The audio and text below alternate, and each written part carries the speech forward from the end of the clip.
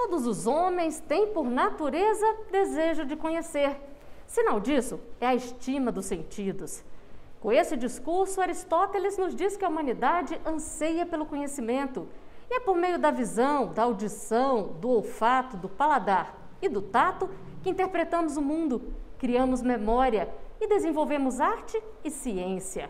Nesse segundo episódio da série documental sobre a ciência no mundo, vamos desmistificar a ciência e a figura do cientista.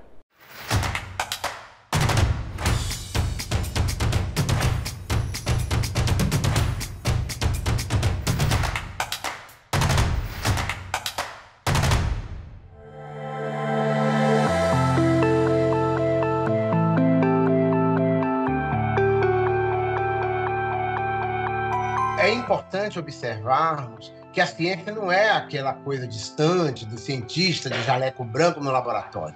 Ela está presente no nosso cotidiano, na nossa casa, na roupa que nós vestimos, numa ida à cozinha, na hora que você está fazendo um bolo, você vai no médico, na hora que você vai comprar ração para o seu cachorro, ou você vai comprar um remédio numa farmácia, a ciência está presente nisso tudo, nas vacinas, em tudo. Então é importante que nós tenhamos a ciência como uma aliada. A gente tem uma famosa frase do Carl Sagan, né, que a gente vive num mundo dependendo de ciência e as pessoas não entendem o que é ciência. A gente tem ainda talvez uma visão antiga de que ciência é química, física e biologia. E não, né? Hoje a gente pode fazer ciência em todas as áreas do conhecimento, inclusive nas áreas de humanas, né? Os cursos de humanas também tem muitos projetos de pesquisa com a gente. Então, é muito importante que essa desmistificação da ciência passe, por exemplo, pelo conhecimento do percurso de grandes cientistas, que são grandes exatamente porque tiveram percursos, às vezes, muito simples, de descoberta, de observação, não é? Então, entender que a ciência não é um território de iluminados, que ela está ao alcance de todos nós, que nós podemos ser cientistas, podemos contribuir com o desenvolvimento da humanidade pela ciência. Primeiro nós temos as mudanças sociais, as mudanças econômicas, as mudanças culturais, normalmente é assim que acontece, e depois a gente vai ter uma lei regulando tudo isso. No âmbito das ciências e da tecnologia não é diferente, mas com um aspecto um pouco mais específico, que a legislação ela não pode regular, digamos assim, imediatamente aquele possível avanço tecnológico, aquela inovação. Eu acho que agora a gente está essa onda agora com a biologia de editar DNA, editar material genético, isso vai ser uma mudança super drástica no que a gente entende de tratamento de doenças. Então a gente vai conseguir lá na informação mesmo que está errado, no código genético que está causando algum tipo de doença e modificar nesse ponto, nesse fino, né, nesse nível de detalhe. Também a gente está começando a entender muito o nosso próprio convívio com bactérias que vivem dentro da gente. Então isso vai ajudar também muito na saúde. Então a gente tem que tomar muito cuidado com essa ética que a gente vai utilizar, como que a gente vai utilizar essas novas ferramentas, e isso tem que ser um debate de novo, e só vai ser debatido e vai ter melhores soluções com mais ciência, não é com mais ignorância que a gente vai conseguir resolver esses tipos de informação, esse tipo de decisão. A gente vai editar o genoma da pessoa ou não? Com ignorância a gente não vai resolver isso, é só com mais informação, com mais pesquisa e com mais ciência.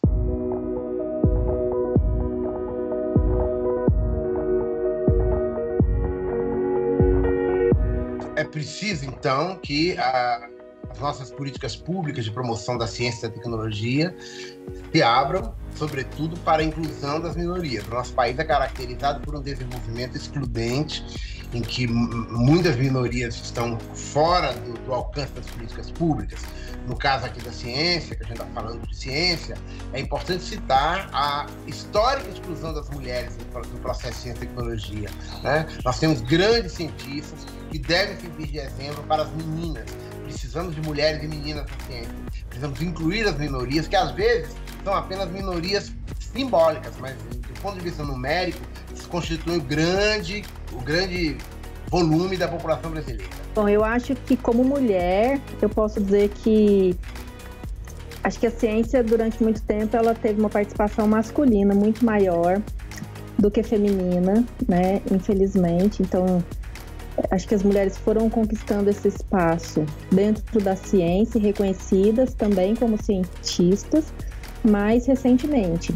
A participação das mulheres na ciência, hoje, apesar dos números positivos que a gente tem, por exemplo, de uma maioria de mulheres na graduação, no ensino superior, uma maioria de mulheres nas bolsas de formação, que são a iniciação científica, o mestrado e o doutorado, hoje a gente ainda tem uma subrepresentação de mulheres na carreira científica. Então, nós precisamos transformar esse movimento em prol da ciência no movimento em prol da educação. Sem um investimento maciço em educação, em formação científica desde o início, nós perderemos o compasso da história. Então, nós precisamos investir em formação de professores, investir nas nossas redes de ensino para que elas tenham as condições necessárias para prover ensino de qualidade para as futuras gerações de brasileiros. Então, são vários fatores que vão construindo um discurso que parece, né, que se vende como mulher, entre aspas, e ciência fossem opostos. Então, isso, eu acho que cada vez mais, eu acho que a gente tem que ir transformando esse discurso. E aí, o que se tem discutido na literatura é assim. A primeira pergunta que foi feita é: por que as mulheres não participam plenamente da ciência? Num segundo momento o que acontece com a ciência que exclui as mulheres? O que acontece no sistema científico enquanto estrutura que exclui as mulheres? E aí vem outras perguntas como, e que diferença faz? As mulheres estão fazendo falta nessa ciência?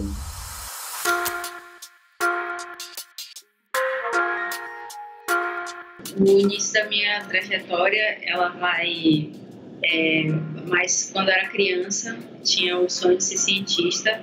Eu gostava muito de brincar que eu era cientista, fingir que eu era cientista, de experiência misturando produtos de limpeza, tinta, observando insetos, tudo quanto é coisa possível. Eu brincava fingindo que era cientista, até que quando eu tinha 15 anos, eu vi um cartaz do Prêmio Jovem Cientista e fiquei interessada em participar. Naquela época, naquele ano, 2013, era o Ano Internacional pela Cooperação da Água e o tema dos projetos tinha que ser de água. E por eu ser baiana, nordestina, eu sabia do grande problema que temos aqui da falta de acesso à água potável. E como o meu desejo era ser cientista, eu vi aquela como uma grande oportunidade de tentar mudar o mundo com algo que eu poderia desenvolver até em casa. Na escola que eu estudava não tinha muito apoio de laboratório, então eu chamei meu pai para me ajudar e a gente construiu o projeto. Na época achei na internet, né, uma fonte inspiradora que foi o SODES. É uma metodologia que utiliza a garrafa PET, exposição ao sol, para poder tratar a água, e existem várias limitações. É uma metodologia muito eficiente, mas existem limitações como liberação de substâncias químicas da garrafa PET na água, o alto tempo de exposição, que é de 6 a 48 horas, a limitação da pessoa nunca saber quando a água está pronta pela essa vasta período de exposição, e a capacidade, que é limitada a 2 litros. E aí eu fui listando todas essas limitações e o que eu podia fazer para resolver essas limitações, direcionando aqui para o público do Brasil, das zonas rurais, do semiárido principalmente, que sofrem com esse problema e poderiam ser beneficiadas com tecnologia que fosse simples e que utilizasse só o sol. Quando eu tinha 18 anos, fui selecionada para participar de um bootcamp do MIT, que é um curso de lideranças e novos empreendimentos. E na época, e até então, eu sou a brasileira mais jovem, já que eu formei, fiz o curso com 18 anos. E isso foi muito impactante, porque ter aquele curso do MIT, que também era altamente concorrido, as vagas, conseguir fazer e ter esse título, foi algo que começou a dar um reconhecimento, e o da ONU foi o que mudou tudo. Acredito que eu posso considerar a STW antes do prêmio da ONU e a STW depois do prêmio da ONU, foi um divisor de águas, e tudo mudou para a gente depois disso. É um prêmio que a gente sabe que somos os únicos brasileiros até então a conquistá-los, na edição de 2019. E o Jovens Núcleos da Terra, que é a principal premiação da ONU para jovens no meio ambiente, ele significou muito mais do que um prêmio, porque abriu as portas internacionais, começamos a ter um reconhecimento internacional muito grande para isso.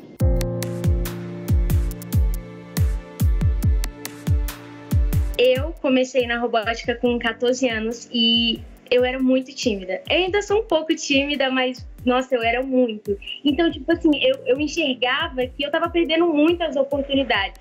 Então, os meus professores, que foram os meus técnicos, eles conseguiram me ajudar a entrar, porque para entrar em uma equipe, você tem que ser muito esforçado, tem que ter boas notas, bom comportamento. Então, eles conseguiram me ajudar a melhorar minha personalidade. Então, eu entrei na robótica e eu vi que aquilo abria portas para mim, porque ali eu tenho novos conhecimentos. Lá tem a área do projeto, tem a área do robô, tem a área do Corvelos, e lá a gente meio que se especializa. Eu sou mais da área do projeto. Quando eu fui para a Austrália, eu já estava no 2º ano, só que eu comecei na robótica no meu 7º, 8º ano. A gente levou um robô para competir na mesa e o nosso projeto de pesquisa, como o tema da temporada era sobre o espaço, nós decidimos pesquisar sobre a vida dos astronautas e o que acontecia com eles no espaço. Então nós criamos o CAIMUT, que é o capacete aliviador de estresse com múltiplas terapias. Então a gente fez um capacete que seria usado junto com a roupa do astronauta e ele tinha várias terapias, como a musicoterapia,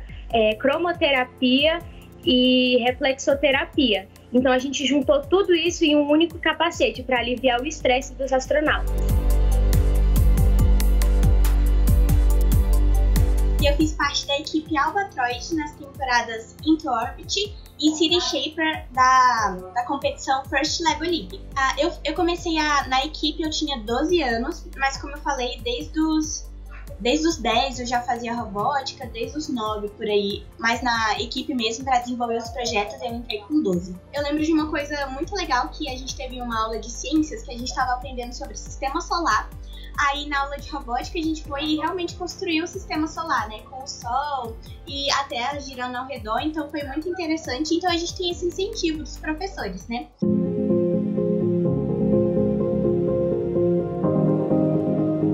O Litro de Luz é uma organização social que leva a iluminação solar para as comunidades que não têm acesso adequado à energia. A gente faz isso através de 3 soluções principais. A primeira delas é o poste solar, muito focado para comunidades que não têm acesso à iluminação pública. A gente trabalha com a placa solar que capta a energia, armazena em uma bateria e tem um controlador que identifica se é de dia ou de noite e acende uma luz LED quando está escuro. E aí toda a estrutura é feita com canos de PVC e os LEDs são protegidos por uma garrafa PET reutilizada. A segunda solução é o lampião solar. É uma miniatura do poste, então ele também vai ter uma placa solar que o morador pluga no lampião durante o dia. A placa solar fica do lado de fora de casa, carregando, e à noite ele só despluga a placa solar, consegue utilizar o lampião, que também tem LEDs protegidos por uma garrafa PET. E a terceira solução que a gente tem é a iluminação interna. Ela é muito mais parecida com o que a gente está acostumado a ver aqui nas grandes cidades. As placas solares já vão nos telhados das casas, os LEDs vão dentro de cada um dos cômodos e você tem interruptores. Eu vejo a tecnologia social como sendo o uso da tecnologia para resolver problemas sociais. E aí, no caso, a gente trabalha muito com a falta de iluminação. E um ponto importante da forma como o Litro de Luz trabalha é esse de capacitar o morador para que ele consiga montar a própria solução. São vários os impactos, né? A gente fala aí a iluminação abre o caminho para várias outros impactos que a gente nem imagina. E um deles, inclusive, que a gente não imaginava, quando a gente foi para a Amazônia a primeira vez, foi quando o pessoal falou, nossa, isso vai reduzir muito o caso de engasgo com espinha de peixe. Eu falei, cara, como assim, né?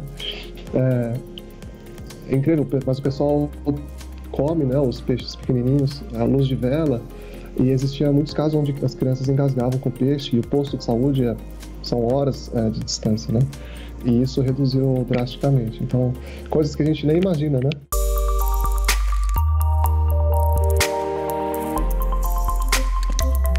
Eu venho fazendo pesquisa desde os meus 15 anos. E tudo isso começou por conta de um projeto de extensão, que é um projeto voltado para a comunidade fora do Instituto Federal, então, em que eu me candidatei para ser bolsista e eu não passei, e aí eu decidi ser voluntária. A minha primeira pesquisa foi sobre utilizando a casca do maracujá, produzir um plástico biodegradável e usar ele em protótipos de embalagens para mudas, para que quando o agricultor plante a muda no solo, ele possa enterrar a muda junto com o plástico e não precisar retirar aquele plástico preto que normalmente envolve a muda. E no meu último projeto, eu usei a casca da noz macadâmia, que é uma oleaginosa, então ela tem uma casca super dura, na verdade, como se fosse um alimento para micro-organismos, e esses micro-organismos produzem um material biológico que pode ser utilizado como uma alternativa para os plásticos também, ou então nas áreas de medicina e saúde, como se fosse uma pele artificial, ou então veias artificiais, então um material super versátil. E numa dessas feiras de ciências que eu participei, aqui no Brasil, então eu fui selecionada 3 vezes para participar da maior feira de ciências do mundo pré-universitária, que é a ISEF, nos Estados Unidos. E lá, então, os primeiros e segundos lugares dessa maior feira de ciências do mundo tem esse prêmio junto com a colocação, que é ter um asteroide batizado com seu nome como uma homenagem. É uma parceria da Feira de Ciências com um laboratório de astronomia do Instituto de Tecnologia de Massachusetts, o MIT, o Lincoln Laboratory. E foi algo muito marcante, assim. Eu lembro até hoje do momento que foi anunciado. Antes de anunciar os primeiros e segundos lugares, eles mostram um videozinho que mostra quais são outras pessoas que têm asteroides com seus nomes. Então, o Einstein, a Marie Curie, o Neil Armstrong, pessoas que são referências na ciência mundial. E pensar que o meu nomezinho tá lá orbitando junto com eles parece muito surreal, realmente.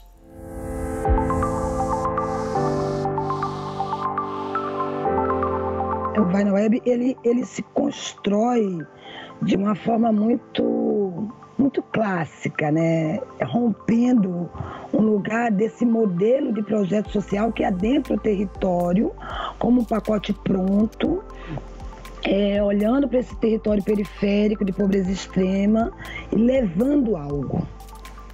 Ele fez todo o processo contrário, ele conheceu esse território, ele adentrou esse território, ele trouxe esse território para dentro de um outro conceito de se construir, se conhecer. Houve todo um processo do cara que conhece, que namora, né, que pede a mão em noivado, que casa. Então, assim, não foi um pacote pronto, ele foi construído por muitas mãos, por muitos saberes. Houve ali uma concepção, uma união de saberes, para que a gente hoje tenha um programa de tecnologia muito profundo nas suas raízes territoriais, porque o ViNaWeb é um programa de 1 ano, que tem uma escola de tecnologia, que tem um estúdio de prestação de serviço, que adentra o mercado da tecnologia, que desconstrói essa narrativa que o jovem negro e favelado, né, lá em 2015 era muito verbalizado, nem, e eu dizia, nem vem que não tem, porque aqui é potência pura, porque aqui é conhecimento, é talento, é uma ciência que engloba, é um lugar de muita prospectação, de construção desse novo modelo de uso de uma tecnologia que serve às reais necessidades sociais. Eu, como ativista de território, já atuando em favela, entendia que essa busca por oportunidade para o jovem, para a empregabilidade, tinha ali uma possibilidade, uma esperança de ter esses jovens rompendo essa barreira da negação do mercado para esse jovem preto, favelado, não tão provido de beleza. E a tecnologia me traz para esse lugar que as empresas não querem saber a aparência que você tem, quer saber a sua capacidade de programar. A atuação do ViNaWeb hoje está em diferentes linguagens de tecnologia. A gente começa ensinando desde o HTML ao CSS, e hoje a gente já tem banco de dados, eles já estão buscando estudar robótica, eles já querem saber muito mais sobre inteligência artificial.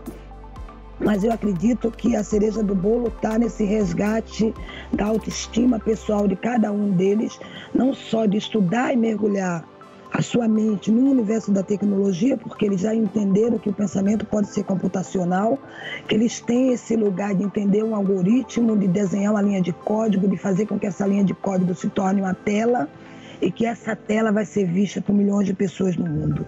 E ele está ali, a cada código que ele escreve naquela linha.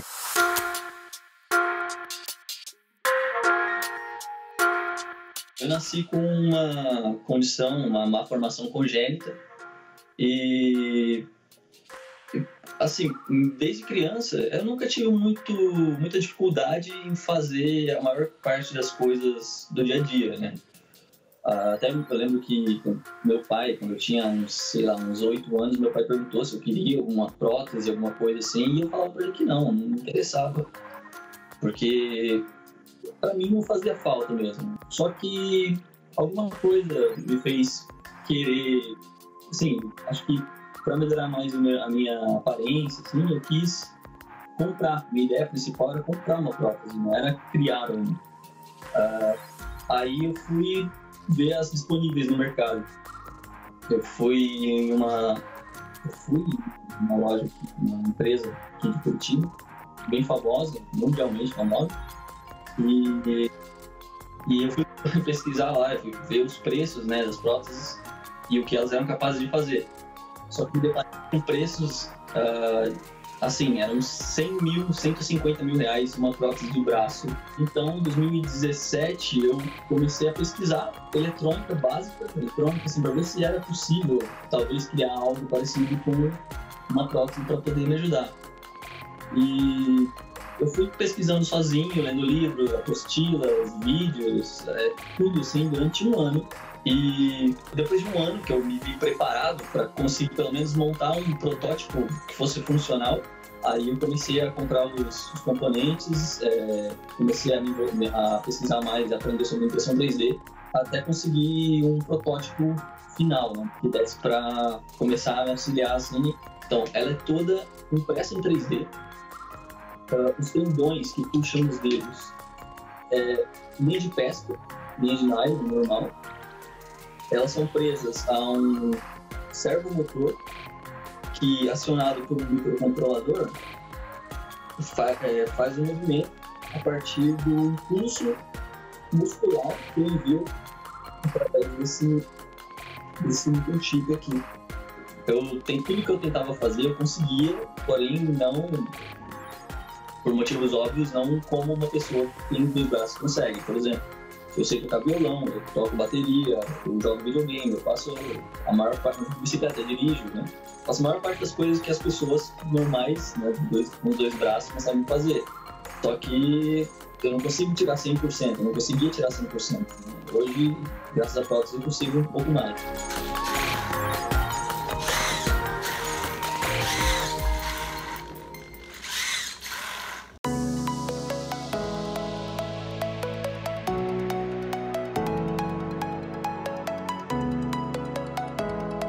Acho que a gente tinha essa visão mais antiga das áreas da ciência serem química, física e biologia, porque a gente já pensa num cientista de roupa branca, jaleco, dentro de um laboratório, misturando produto químico. É essa a nossa visão, né? Ou de que ele vai usar um microscópio, ou que ele vai utilizar equipamentos de medição dentro de um laboratório. E hoje a gente precisa ampliar a nossa visão de que a pesquisa precisa ser desenvolvida em todas as áreas do conhecimento. Eu acho que essa ideia da ciência ser sempre um homem mais velho no laboratório, ela é arcaica. Eu especificamente nunca pensei nela. Eu acho que se eu pensasse, eu não acharia que eu pudesse ser uma cientista. Eu agradeço muito aos meus pais pela criação que eles me deram livre. Eu sempre fui muito livre a fazer o que eu queria, nunca tive aquela limitação de ouvir que não, isso é coisa de menina, isso é coisa de menino. Então, quando você olha esse padrão construído aí há 500 anos de um cientista branco, a gente esquece que esse cientista branco, extremamente sábio, e que aprendeu desde sempre que sabedoria é riqueza, que compartilhar sabedoria é fortuna, a gente entende que ele usa o negro como um objeto de estudo. Ele bebe de diferentes fontes de conhecimento. Então, olhar para dentro dos territórios periféricos das favelas é olhar para um grande celeiro de saberes. Eu acredito que a única função do cientista é ter como ajudar as pessoas. Então, qualquer pessoa que tenha vontade de mudar alguns problemas que nós temos na sociedade, pode ser um cientista. E tanto como garotas, como garotos, como pessoas que são mais tímidas ou mais extrovertidas, se a gente tem vontade de ajudar, se a gente enxerga que tem alguma coisa faltando na nossa sociedade, nós podemos mudar isso de alguma forma, seja com tecnologia, seja com comunicação. Então, acho que todos podem ser cientistas. Nosso papel, e particularmente falando de mim, é de inspirar essas novas gerações. Eu já fui embaixadora de algumas iniciativas para estimular meninas, mulheres e cientistas, empreendedores em geral, e ser essa pessoa que pelo menos demonstra a elas que é possível sim a gente ocupar um lugar de destaque na ciência, no empreendedorismo social, sendo mulher, é possível. Nós não podemos desvincular nenhum projeto de desenvolvimento nacional, especialmente no campo da ciência, da tecnologia e da inovação, sem que nós pensemos em investimento maciço em educação. A educação é a base. Se nós não provermos uma educação igual para todos, com a mesma qualidade para todos, nós corremos o risco de perdermos o compasso da história, como eu já disse, e de colocarmos o Brasil na contramão do futuro que nós próprios desejamos e almejamos para nós todos. Então, nós precisamos de políticas públicas fortes, duradouras, efetivas e pertinentes para reforçar os sistemas de educação do país em todos os níveis, ensino superior, ensino médio, educação básica, para que a ciência, em todas as áreas do conhecimento, passe a ser cada vez mais um elemento constitutivo da formação do cidadão brasileiro. Olha tanta coisa que avançou, determinadas condutas sequer eram imaginadas em 1940, porque nós não tínhamos muitas vezes os meios que temos hoje para algumas condutas delitivas que agora são realizadas, e o direito precisa olhar para isso, regular, proteger a sociedade. Então, acho que se cada cientista conseguisse pensar que o que ele está criando, desenvolvendo, inventando, ele vai gerar um benefício direto à comunidade, não a somente um segmento específico, né, a toda a comunidade, eu acho que a gente poderia dizer que a ciência está a serviço do bem-estar da população. Para mim, a ciência é o fato de questionar as coisas da natureza. E com natureza eu quero dizer não só ambientalmente falando, eu falo em termos espirituais, em termos de humanos, da vida em geral, coisas fora do planeta também, na Via Láctea, em qualquer ambiente possível de ser imaginado, até em escala atômica. Para mim, ciência não tem limite, ainda tem muitas coisas que às vezes a gente não pensa que é ciência, mas vai descobrir que é, ou coisas que eu posso achar que não é, mas que é. Eu acho que a ciência é isso, é a curiosidade, é algo que move a gente e que faz com que tudo que temos hoje seja possível. A ciência é o motivo da vida. Eu sou muito privilegiada de ter pais que me permitem estudar em uma escola particular, né? Uma escola que me permite conhecer todo esse universo além do português e da matemática, né? Eu acho que em um universo ideal, assim, em um universo perfeito, em todas as escolas teria isso, sabe? Mesmo nas escolas públicas, eu queria que todas as crianças tivessem acesso a tudo isso que eu vivi, a tudo isso que eu aprendi. A ciência, ela é para quem quiser que ela seja dela, sabe? Eu acho que a gente não precisa ditar nenhum lugar para ninguém. Então, a gente não pode dizer que o lugar da mulher é na política ou o lugar da mulher é na cozinha. A gente tem que deixar as pessoas escolherem um lugar em que elas queiram estar. E a gente não fala só de mulheres, mas de todas as minorias sociais. Então, acho que o mais do que dizer que é para todos é dizer que a pessoa tem o poder, a liberdade de escolher sem nenhum demérito, né? Então, acho que essa é a grande luta, mostrar que a ciência, sim, tem que ser um ambiente mais inclusivo, um ambiente mais diverso. Nunca vai ser 100%, nunca vai estar pronto, mas a gente entende que essa construção é diária, porque é o encontro de muitos saberes, de muitos humanos que tem uma pegada humana muito forte, né? No lugar do conhecimento, a gente sabe que ninguém é mais sábio do que o outro. A gente entende que essa troca enriquece a cada dia a construção desse conhecimento, que ela se expande no momento que a gente entende que o conhecimento do outro é tão importante quanto o nosso.